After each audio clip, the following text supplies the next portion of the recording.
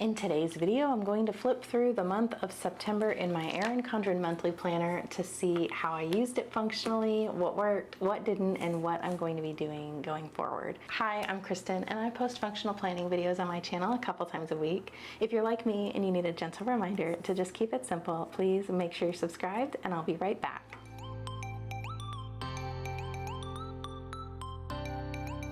September. Okay, so here is my monthly spread in my planner, and this one I had started to decide that I didn't want to put a whole bunch of extra stuff in my monthly spread. So previously I was adding all kinds of things like bills and just really anything. And I started to feel like that was looking a little bit cluttered and I didn't want to do that. So I stopped doing the bills on here, and then I had stopped putting things that had to do with my son's school on there. Then I realized I needed that, so I did go ahead and add those back. So I took all of the recurring bills off, where normally I would have these like bill due stickers. They're bills that are an automatic debit from my account. I decided that I didn't need that on my calendar. I could just have a list of it elsewhere so that I could check my account and whatnot, but that since I didn't have to do anything, that I didn't need that cluttering up my calendar. And that was a good decision. I ended up liking that. And so instead I started using the Planner Kate BW icons to indicate things such as when I needed to make a transfer in my bank account, or when I needed to use like Venmo to pay my son's tennis coach, stuff like that. Those are things that I needed to do myself. It wasn't an automatic thing. And so I did end up really liking that, and I'm going to stick with that going forward. I also started using these little Planner Kate icons that look like a crock pot, or they're a cooking pot. I'm using them to indicate crock pot meals so that I know whenever I'm planning my week, I know if there's a day that in the morning I need to start the crock pot. And so that's what those are for. I do have my monthly menu over here, and then those correspond to the days where I have planned a crockpot meal. So that is what that's about, and I liked that, and I'm gonna continue with those changes going forward. Over here I started doing my basic to-do list for the month. The way I kind of do it is when I'm setting up the month, I will add my tasks that I know need to happen in the month over here. And then when I get to the point where I'm sitting down to plan my week, then I will get them off of this list.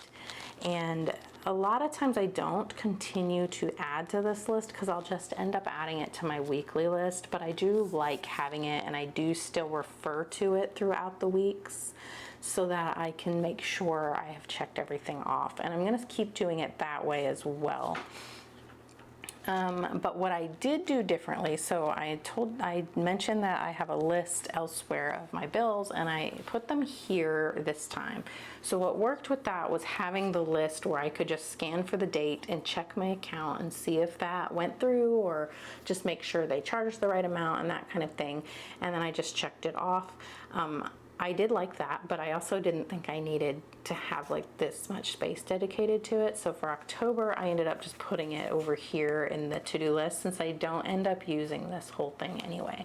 So that is something that has evolved a little more.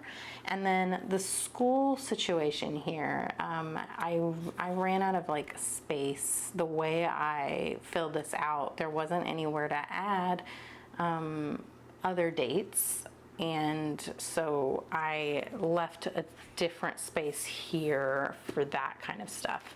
And I haven't needed that yet, but if I do need it, I'll have plenty of space to be able to add certain things. The other thing was, this was just random project type things, and then this was cleaning. And I did like having the cleaning list all mapped out right here, but I have actually kind of changed that a little just as my cleaning system has evolved. And so now we just kind of have like a list here for cleaning, and then I have a list here for any kind of home related projects. And if needed, I will break out the project tasks elsewhere instead of having every little task here. I just think that's going to work a little bit better, be a little cleaner. I didn't like looking at this for a couple of reasons. I used stickers here to mimic the old version of the Erin Condren dashboard, and I used a Planner Kate dashboard kit to just put those stickers down, and it was too busy. I don't like that. I should know that about myself from from now on, that I just prefer to write on the paper and not have all this like extra sticker stuff kind of cluttering it up. So even though I only used the stickers as like a background and then just wrote with normal pen on that, it still was like too busy for me. So I know I don't want to do that again, but one thing I did learn is that I want to cover up this like habit tracker area with a more functional habit tracker that I get from Planner Kate. So I have this sticker over here, which I liked using, but instead of putting it here, I'm now moving it over to this side so that I can utilize this lined space for school things. So I'm still keeping track of all of the same things. It's just they're in more functional spaces for me after trying it this way and realizing there are a couple of little tweaks I could make. Essentially, all of this worked. It just needed a little help. So then over here I have my meal plan, which I have done the same way in October. The thing that didn't work for me here was not the meal plan in the planner. What the problem was that I was trying to use a menu plan somebody else designed and came up with, and all of the recipes on there were new, and most of them honestly weren't very good. I hate to say that, but it was the Passionate Penny Pincher gluten-free menu plan, and they were very bland. I should have known and trusted my gut when I was making them that like I needed to not just follow the recipe, I needed to just do what I know my family likes, but I don't know, I was trying to follow the recipes that I paid for, and that ended up backfiring. They weren't very good. Some of them just didn't turn out, and it was a bummer that it was kind of just like day after day of, wow, this food is not great. So I just kind of gave up on it after a while. And now I know better. So I know that what I was already doing worked, not trying too many new things and just cooking the way I normally do. I just was looking for like a magic wand situation, I think, where it just seems so easy, where somebody just said, here's what you can cook for this month, and here's the grocery list, and you don't have to think about it. I already have a system, and I didn't need to use somebody else's system, and it just didn't work for me. We just have different tastes than the people that develop these recipes, I guess, and it just didn't work. So I know better now. And going forward, we're just making a ton of stuff that we know we like, and what's good about that is that I already have a lot of that stuff like in my pantry and freezer to use up anyway, and so I'm able to work through that inventory of food, and also I just know we're gonna like it. So that's what I'm changing going forward, is not using someone else's menu plan. It just didn't work for us. So the next set of pages are my weeks. So this was week 36. This is my basic tried and true layout here, and it worked great, and there's nothing really to say about this. I ended up not checking things off that I had written on the days here, but I did get a lot of stuff done. This was the weekend of my son's birthday party and me and my husband's anniversary, and there was a lot going on, and I actually remember being sick earlier in this week, and I was like trying to not do anything, but I still got a bunch of stuff done. So I obviously rallied and got it together and was able to make it through the weekend without being sick, and it worked out. But I think what happened was, with just all of that busyness, I just kind of like didn't stick with my normal routine of planning, so there wasn't a plan with me video for this week, and I didn't even plan. So you can see here that I didn't even write anything on this paper, and I just had a to-do list I was working with, and I made that a sticky note using this glue stick. It's a repositionable glue stick from Scotch.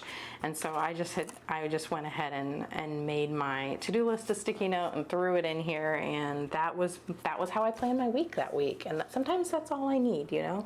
We didn't have my husband was still home this week, and I wasn't planning a lot of like errands and activities and stuff. If it was something that needed to be done, I had my husband here to help me, and we just did stuff. And you can see I worked through this list. There's a lot of highlighted things here because once I get a long list like this, it starts to kind of all blend together.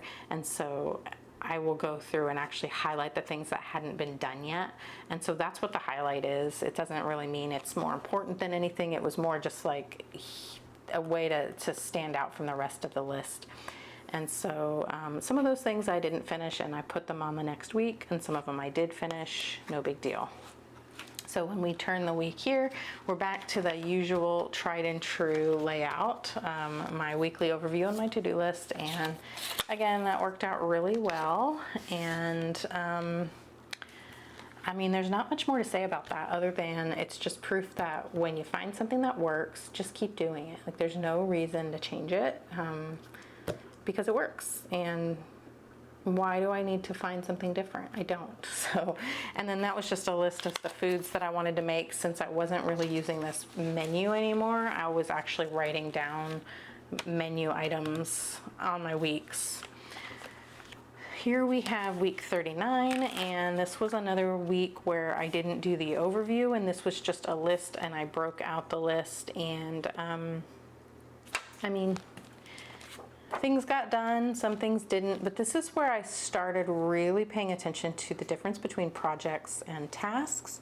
And previously I was writing things like, if you take a look here at this one that says drawer liners with the arrow, I didn't do that. I had written that on my to-do list that I wanted to do my drawer liners, and then it didn't get done. And so then the reason it didn't get done was because there's a lot of steps involved with drawer liners, and I didn't actually break it out. And so it was just like a big overwhelming project, and I kept pushing it off, and that was why that was like the last thing that never got finished.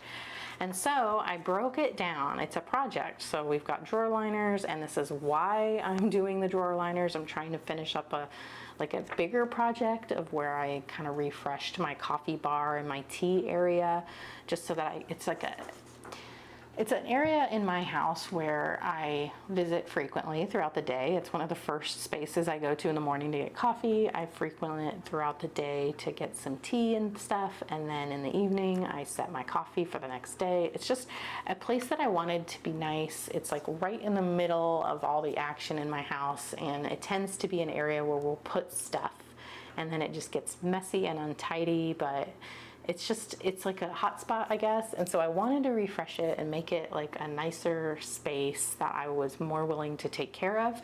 And also, it's important to me to have that ritual to like take a break and go get a nice cup of tea and just kind of like sit and not be doing something for a minute. And anyway, that's the coffee bar area that I'm referring to. There are drawers that I want to put liners in to make them nicer and prettier, and just, you know, there's old liners in there anyway that are starting to get discolored, and I need to take them out just to make it a more inviting space. So this is that project, and I broke it down into the steps that I need to do to finish that particular project. And when I'm filming this, I'm probably going to do this later today, so it's not done yet, but this is just like a example of how the project is not the thing you write on the to-do list.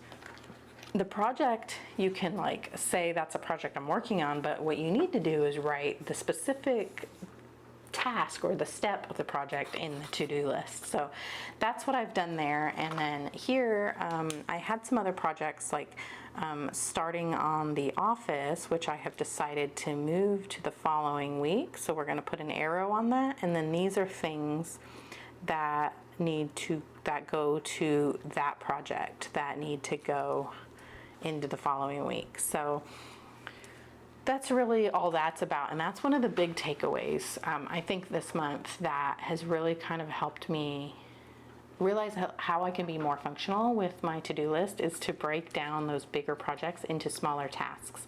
And I've said that a million times, and I've actually heard that a million times. This is not new advice. This is not groundbreaking advice. I've heard it plenty of times, but just something happened and then it just clicked. I watched a video and the way the person explained it, it made total sense that that's what I was doing wrong. So sometimes you just have to like hear it enough times and then maybe be in the right headspace or something when you hear it that final time before it actually clicks. But so that is that. And then like I said, I was using this glue stick to just make this as a notepad from Cultivate What Matters. I'm just using it to make that a sticky note so that I could keep that there. And then the rest of the notes pages I didn't end up using in September, and then we get into October. So that is how I used my planner in the month of September.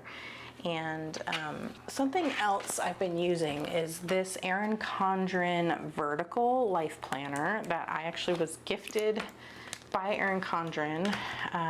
You may have seen me do a review of this at planner launch season, and I started using it to help me figure out my content. And so I'm going to show you here how I'm doing that. And this is not perfect. This is not, I'm still working through this. This isn't something I'm checking every day. This isn't a system that I've like figured out for myself that's working. And actually it's something that I by doing this, I realized that there's a much simpler way. I wanted to take all of my content stuff off of my Google Calendar because it was really starting to clutter that up and kind of make that a chaotic place instead of a place that I look at for, to quickly find information I need. And so I didn't want it on there anymore. And so I decided to just use one of these planners I had laying around to try to figure that out. So I had written down on here, I'm using the monthly spread to keep track of my content of like which days I'm filming, which videos are going live on which days, and then some specific dates for things having to do with brands. This is all what I had planned to do for social media, for like Instagram and Facebook. And I kind of like wrote out here which week I wanted, like each day what I could post on social media. And I just used some date dots here, and I indicated each week. So this is like the Monday through Friday of each week, and then it matches the week number over here. So like the yellow week 37 is this one, and so on and so forth. I didn't end up doing any of that. It's still too much.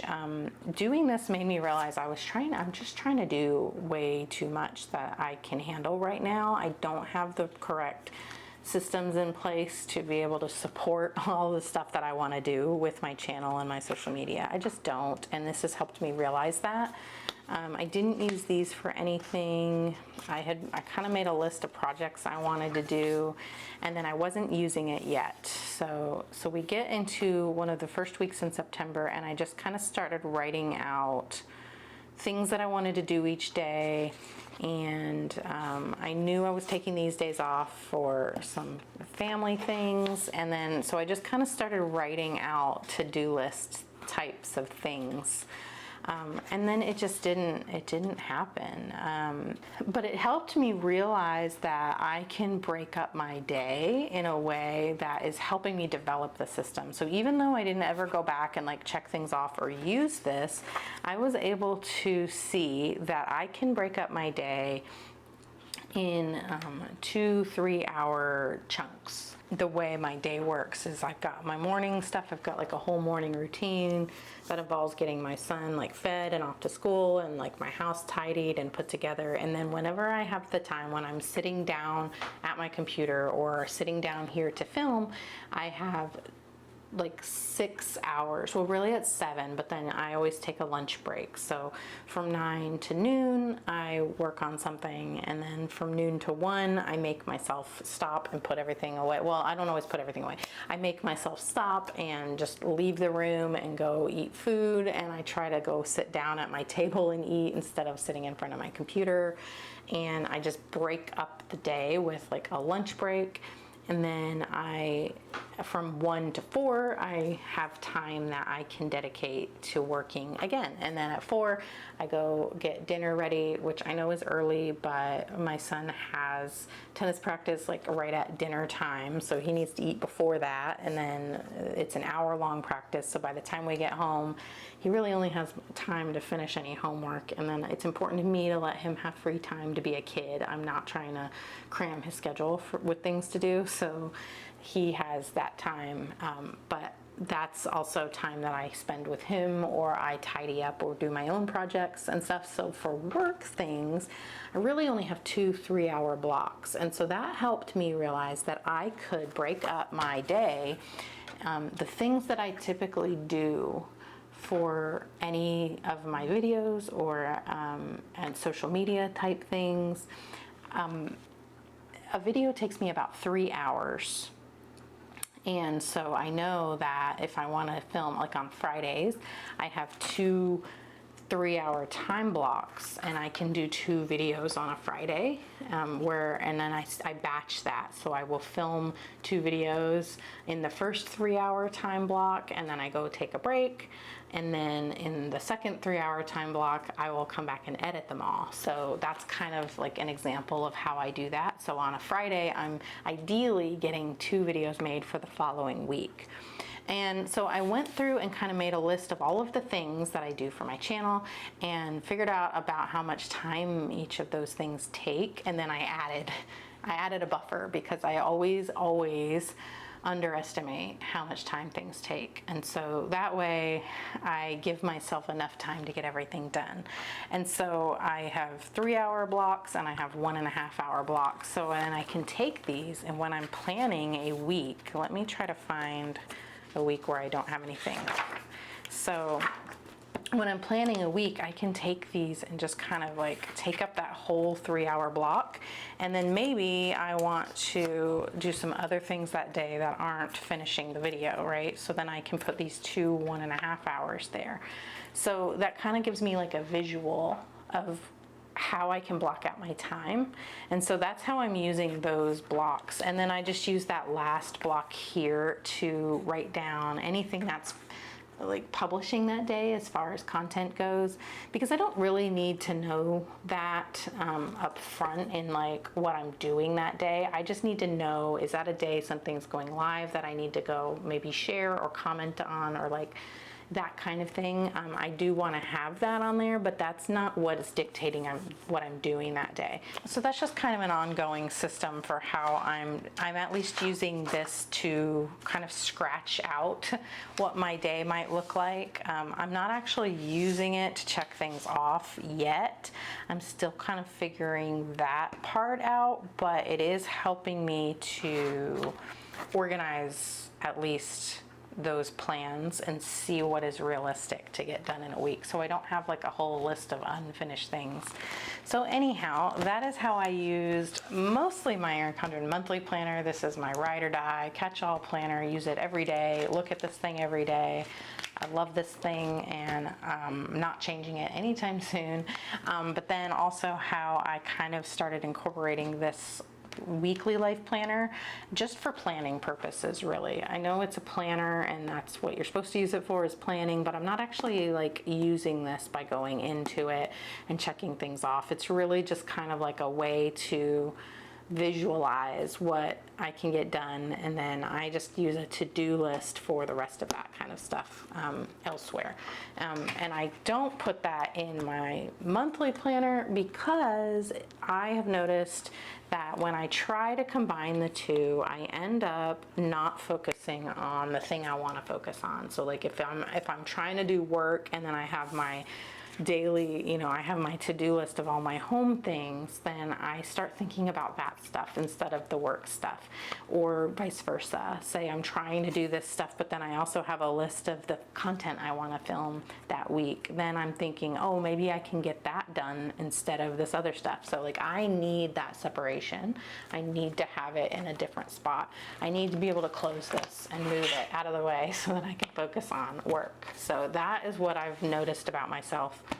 As much as I would love to have everything in one book, I just don't think that's how my brain works. So anyhow, that is it for this video. If you liked it, please give it a thumbs up. And if you really liked it, please consider subscribing. I do post one of these types of videos every single month, and I would love to see you in the next one. Until then, embrace your imperfections and just be you. Bye.